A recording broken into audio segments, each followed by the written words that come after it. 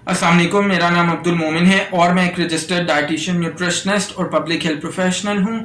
सो जनाब, आज जिस फैट डाइट के बारे में हम बात करने जा रहे हैं उसका नाम है ब्लड ग्रुप डाइट।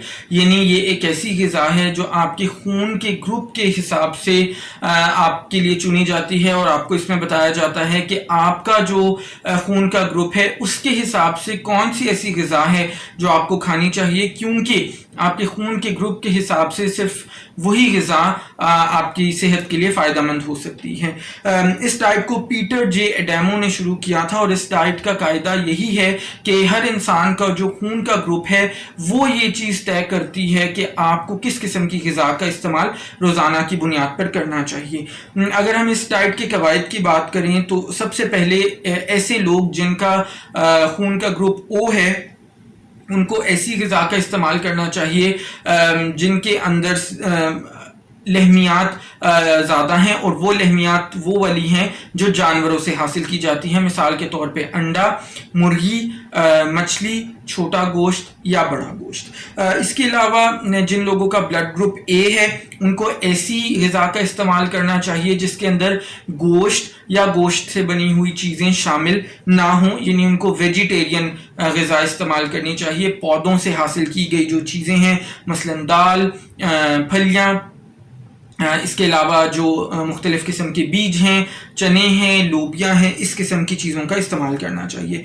फिर ऐसे लोग जिनका ब्लड ग्रुप बी है उनको ऐसी ग़िज़ा का इस्तेमाल करना चाहिए जिसके अंदर दूध, दही, पनीर या फिर इनसे बनी हुई चीज़ें शामिल हों। उनको अपनी ग़िज़ा में इन चीज़ों का इस्तेमाल ज़्यादा रखना चाहिए। और आखिर पर ऐसे लोग जिनका ब्लड ग्रुप ए बी है उनको ऐसी ग़िज़ा का इस्तेमाल करना चाहिए जिनमें पौधों से हासिल होने वाली चीज़ें और दूध या दूध से बनी हुई चीज़ें शामिल हों।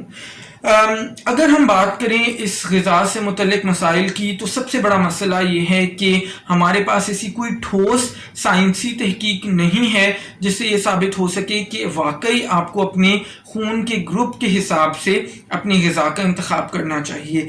अगर आप इंटरनेट पर सर्च करेंगे तो आपको बेइंतहा ऐसे आर्टिकल्स, ऐसे रिसर्च पेपर्स मिल जाएंगे जिनके अंदर इस डाइट को प्रमोट किया गया है या ये कहा गया है कि आपका ब्लड ग्रुप वाकई आपकी ग़िज़ा को इंतखाब करने में अहम किरदार अदा करता है। लेकिन अगर आप बग़ौर उनको बतौर एक साइंसदान के देखेंगे, एक रिसर्चर की नज़र से देखेंगे तो आपको ये पता चलेगा कि वो तमाम के तमाम जो रिसर्च पेपर्स हैं, आर्टिकल्स हैं, वो या तो बहुत ही गए गुज़रे जरीदों में शामिल हैं या फिर वो ऐसी रिसर्चेस पर मबनी हैं जो बहुत ही छोटे लेवल की हैं या जो मोस्टली जानवरों के ऊपर की गई हैं। दूसरा जो बहुत बड़ा मसला इस किस्म की ग़िज़ा का है वो ये है कि ये ग़िज़ा मॉडर्न न्यूट्रिशन के असूलों के बिल्कुल ख़िलाफ़ है।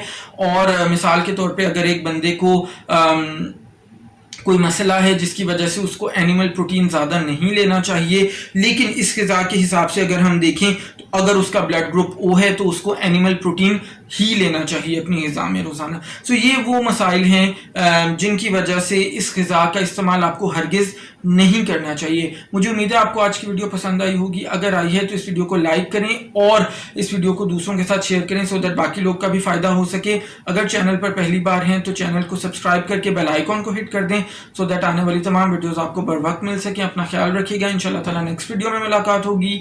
अल्लाह हाफ़िज़।